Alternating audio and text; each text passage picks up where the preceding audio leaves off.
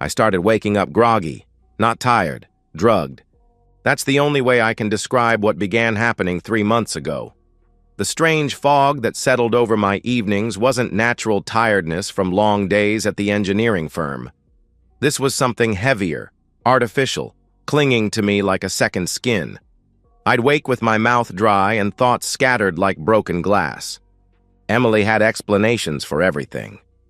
"You're stressed from the Peterson project," she'd say, running fingers through my hair with practiced concern. "Middle age catching up. Maybe see doctor. Henry about your sleep issues." But there was something in her tone. Too helpful, too concerned, like a salesman overselling a rusted car. The kind that makes your gut twist. Small inconsistencies started appearing. My coffee mug in the dishwasher when I'd left it on the counter. Waking up facing the window when I always slept toward Emily. The guest room door closed when I'd left it open. "You're imagining things," Emily would laugh. "You were half asleep. People don't remember everything when they're exhausted." She was right about exhaustion. But not the kind from 60-hour weeks. This was bone-deep fatigue of someone fighting a war he didn't know he was in. The worst part wasn't the grogginess, it was the doubt. 8 years of marriage teaches you to trust your partner's reality, especially when your mind operates through thick syrup. Emily's explanations made surface sense. Work stress, getting older, sleep apnea requiring medical intervention and understanding wives. But my instincts screamed something different. The kind of wrong that settles in your gut like a swallowed stone. I began paying closer attention, fighting through pharmaceutical haze that descended every evening around 9. Emily would bring tea, a bedtime routine she'd started months ago, claiming chamomile would help my sleep troubles. She'd watch me drink it with nurse-like attentiveness. "Drink it while it's warm," she'd say, settling beside me. "It works better that way." The tea tasted fine, slightly bitter, but chamomile always was. Emily would curl up afterward, more affectionate than she'd been in months, more physical, asking about my day with interest that felt simultaneously genuine and calculating. But there was distance in her eyes, like performing intimacy rather than feeling it. 3 weeks ago, I started noticing sounds, soft creaks after I'd drifted off. The whisper of the back door opening, so quiet I almost convinced myself it was the house settling. Emily's breathing beside me, too controlled for deep sleep. When I'd stir, she'd immediately respond with sleepy reassurances. "Just the neighbors, honey." But her voice was too alert for someone unconscious moments before. The breaking point came Tuesday night. I woke around 2 with familiar pharmaceutical fog, but something had jarred me awake. The house felt different, occupied in ways that had nothing to do with Emily sleeping beside me. Emily's breathing was artificial, forced rhythm people use when pretending to sleep. In the distance, the soft click of a door closing. Not our front door, something deeper. The guest room. The next morning, Emily was making pancakes and humming, unusually cheerful for someone who claimed poor sleep because of my tossing and turning. The guest room bed was unmade, sheets tangled. When I mentioned it, Emily's explanation came too quickly. "I couldn't sleep, so I moved there around midnight. You were snoring loudly." Except I'd never been a snorer, and Emily had never mentioned it in 8 years. That afternoon, I made a decision that would change everything. Instead of confronting Emily with half-formed suspicions, I chose the methodical approach of a man who solved problems with evidence rather than emotion. I researched hidden camera systems online, studying specifications with the same attention I'd use for structural engineering projects.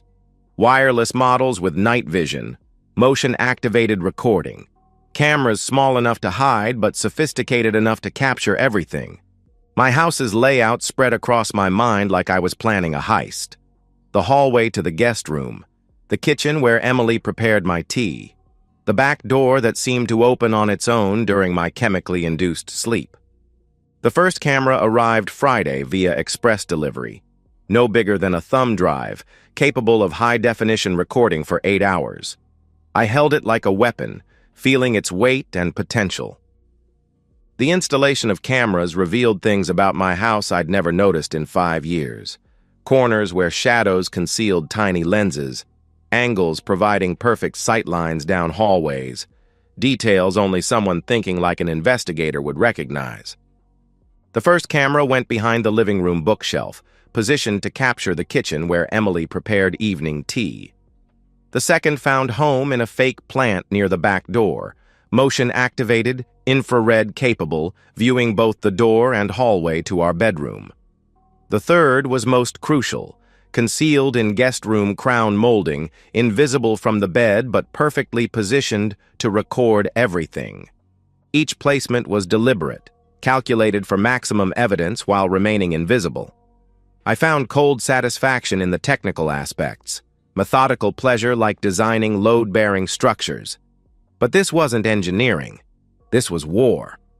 During installation, I discovered details confirming my suspicions. Fresh scratches around the back door lock, barely visible unless you knew to look. Unfamiliar footprints in the garden, size 11 boots when I wore 10 and Emily wore 7. Guest room sheets smelled faintly of cologne I didn't recognize, expensive and aggressive. Someone had been in my house, using my guest room, moving through my home while I lay unconscious. Emily returned from book club with wine on her breath and rehearsed stories about other wives. She was more attentive than usual, asking about my day with interest that now seemed calculating. "You look tired," she observed, studying my face like a nurse assessing a patient. "Maybe try something stronger for sleep issues. I read about melatonin that might help."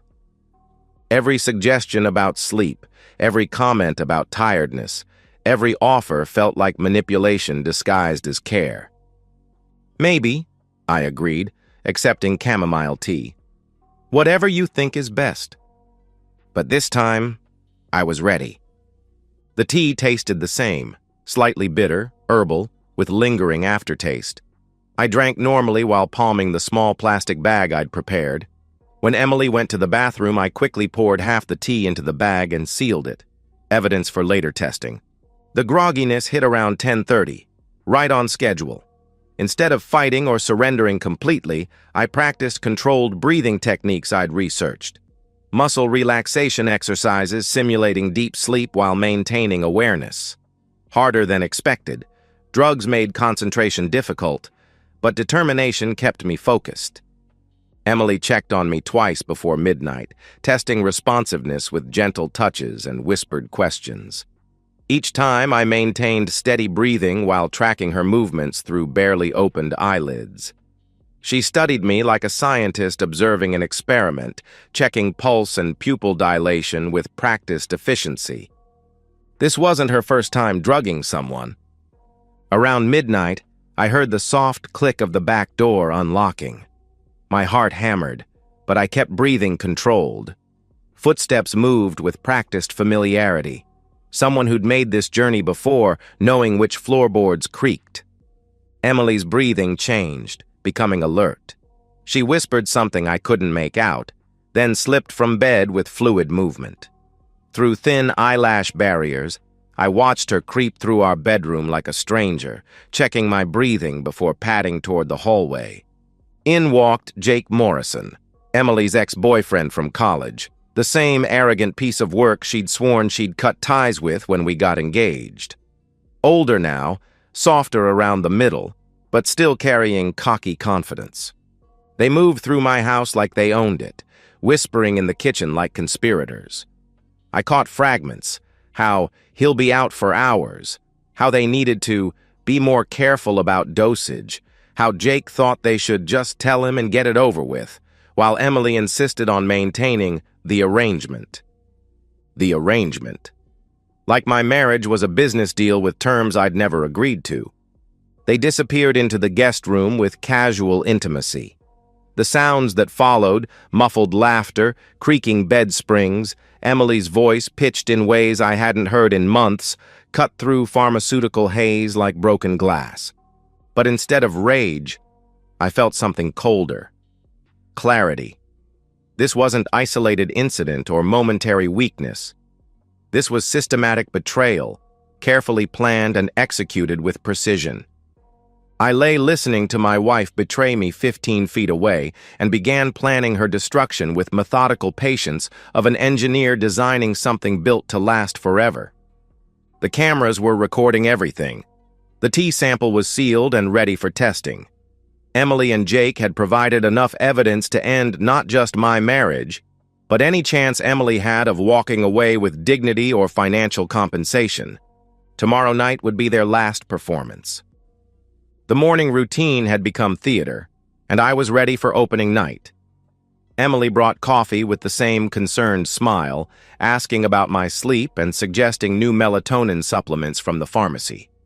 "Doctor, Henry says they're more effective than chamomile," she explained, setting the bottle beside my cup like administering medication. "Maybe we should try a stronger approach." I accepted the bottle with appropriate gratitude, even asking her to remind me to take one before bed. The cruel irony wasn't lost, asking my wife to help me sleep while she'd been drugging me for months. The day crawled with agonizing slowness. Every hour brought me closer to the confrontation I'd planned for days. Cameras were charged, positioned perfectly, ready to capture everything. The tea sample waited in my desk drawer for laboratory confirmation. Emily spent the day unusually attentive, making my favorite lunch, asking about work with genuine-seeming interest, suggesting weekend getaways to reconnect. The performance was flawless, and if I hadn't known better, I might have been touched. But I was listening differently now. Every suggestion about relaxation felt like manipulation. Every touch felt calculated. Every concerned glance felt like a scientist checking her lab rat. Evening arrived with inevitable weight. Emily prepared chamomile tea with extra care, steeping longer and adding honey without being asked. She watched me drink with focused attention, making casual conversation while tracking every sip. "Drink it all," she encouraged when I paused. "It works better when you finish the whole cup." I drained the mug completely, complimenting the taste.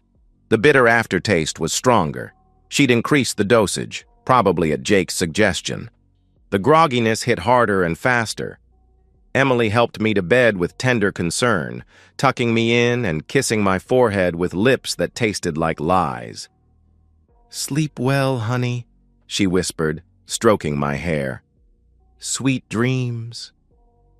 I maintained controlled breathing, letting my body relax while keeping my mind alert.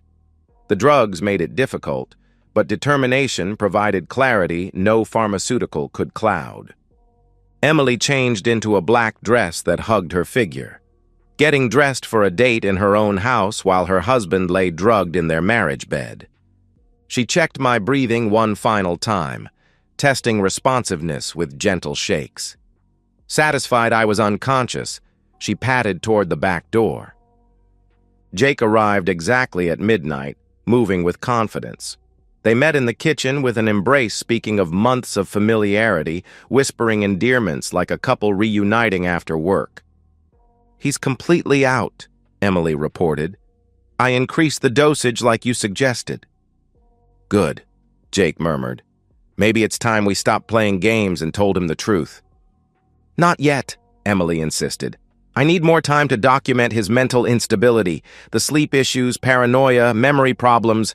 It'll work in my favor during divorce. I can claim emotional abuse, maybe danger. Get a restraining order. Take half of everything." They discussed my destruction like planning a vacation, casual and thorough and without conscience. Emily described her strategy for portraying me as unstable. Jake worried about legal implications of drugging someone, but Emily dismissed concerns with chilling pragmatism. They moved to the guest room with practiced familiarity.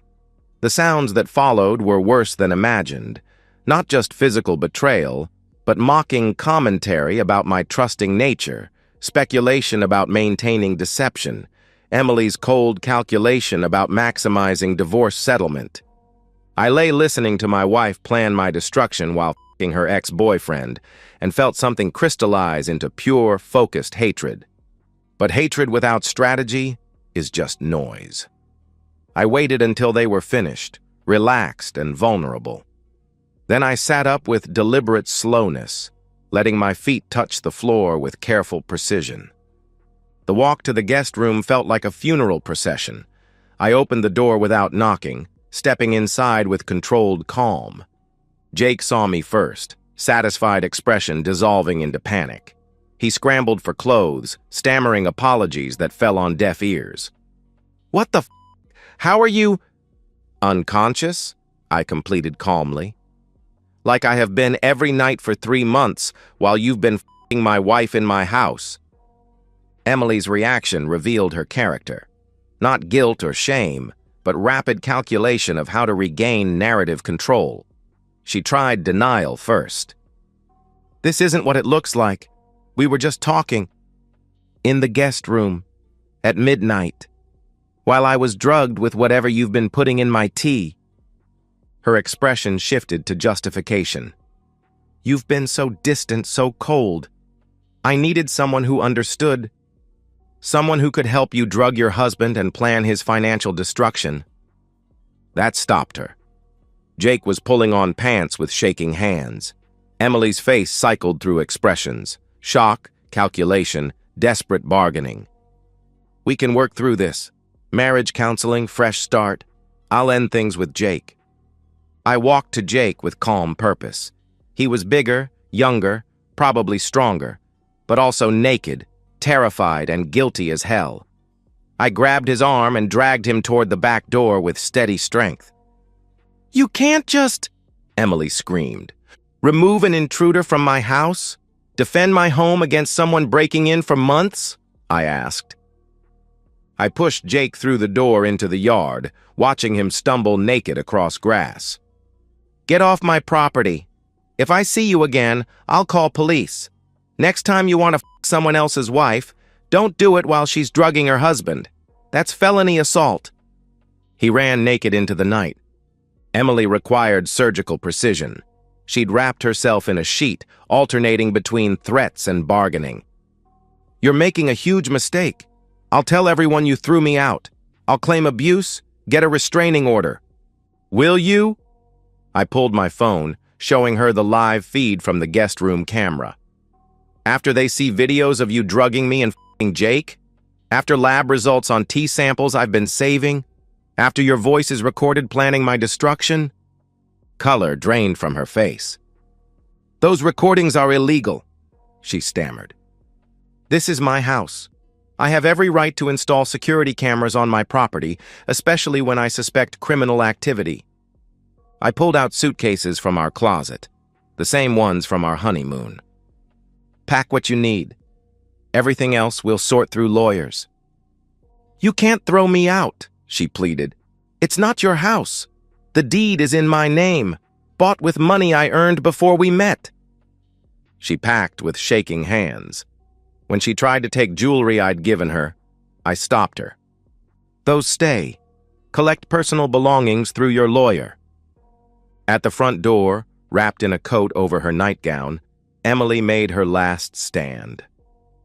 8 years of marriage, and you're throwing it away over one mistake," she muttered. "One mistake?" This was months of systematic betrayal. Drugging me, manipulating me, planning my destruction. That's not a mistake. That's who you are.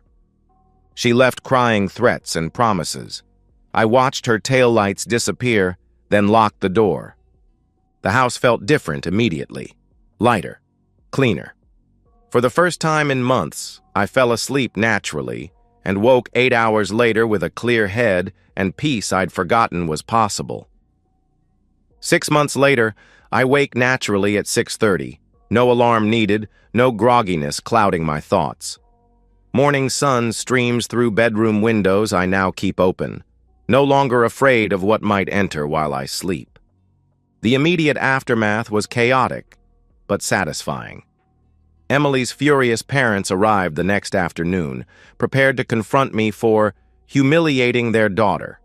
They came loaded for battle, ready to defend their precious child. They left 20 minutes later, stammering apologies and refusing eye contact. Video evidence had that effect. Hard to argue with high-definition footage of your daughter systematically drugging her husband while conducting an affair. Even harder when audio included her voice planning his psychological manipulation. "We had no idea," her mother whispered as they retreated. "Emily told us you were having mental health issues, becoming paranoid and controlling." "Maybe ask yourselves where she learned to lie so convincingly," I'd replied. Divorce proceedings were swift and decisive. Emily's shark lawyer advised immediate capitulation once presented with evidence. Video documentation of adultery was damaging enough, but systematic spousal drugging crossed into criminal territory no family court judge would ignore. Emily's attempts to claim half of everything were complicated by inconvenient facts. The house was mine, purchased before marriage with saved money. Cars were in my name. Even joint savings was funded primarily by my engineering salary, while Emily's part-time bookkeeping contributed maybe 20%. She walked away with personal belongings, half the joint savings, and shattered pride. No alimony. Adultery clauses are wonderful when properly documented. No claim to house or retirement accounts. Just consequences. The social fallout was swift and merciless. Emily's affair became public knowledge when Jake's wife discovered everything. Linda Morrison was less forgiving. She took Jake for everything and made sure everyone knew why their marriage ended. Emily lost her part-time job when word reached her boss. She moved back with her parents, a 40-year-old woman reduced to her childhood bedroom because elaborate schemes had collapsed spectacularly. But real victory wasn't Emily's downfall. It was recovering my own mind and autonomy. The adjustment period of sleeping naturally again, trusting my own perceptions, no longer questioning memories or second-guessing instincts. Those first weeks were harder than expected. My body had become dependent on Emily's drugs, and withdrawal brought challenges, insomnia, anxiety, crushing doubt about whether I'd done the right thing. Then I'd remember Emily's voice discussing my destruction with casual cruelty, and doubts would evaporate. I've begun dating again, cautiously, but without paranoia that might have consumed a weaker man. Sarah from the coffee shop, a divorcee with her own betrayal experiences. We move slowly, building trust through demonstrated actions rather than pretty words. "Trust, but verify," she says with a smile, holding hard-won wisdom. Reagan was talking about nuclear treaties, but it works for relationships too. I've learned to value my own perception above others' reassurances, to trust my gut even when my heart wants to believe otherwise. The most loving thing you can sometimes do is refuse to enable destructive behavior, even when that someone is your wife. Emily, I heard through mutual friends, struggled with unemployment and isolation before finding work at a strip mall tax preparation chain. Her attempts to portray herself as victim of an abusive marriage fell flat when evidence of systematic deception became public. I feel no satisfaction in her struggles, just quiet acknowledgement that actions have consequences, even for people who believe they're clever enough to avoid them. The house that was once a prison has become a sanctuary. I no longer check door locks obsessively or test drinks for foreign substances. The guest room has been converted into a home office, space for building something new rather than hiding something shameful. The back door has a different lock now, though I rarely think about that detail. The kitchen where Emily prepared drugged tea has been remodeled, symbolic fresh start serving practical purposes too. My morning routine belongs to me again.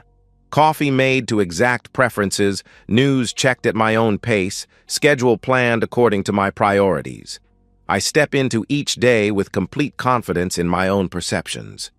This morning, like every morning for 6 months, I stand in my kitchen holding coffee I made myself, looking out at a garden where no unwanted footprints disturb the soil. I used to think insomnia was my enemy. Now I know the real enemy was the sleep I didn't choose, and the woman who chose it for me. These days, I sleep like a baby and wake up like a king.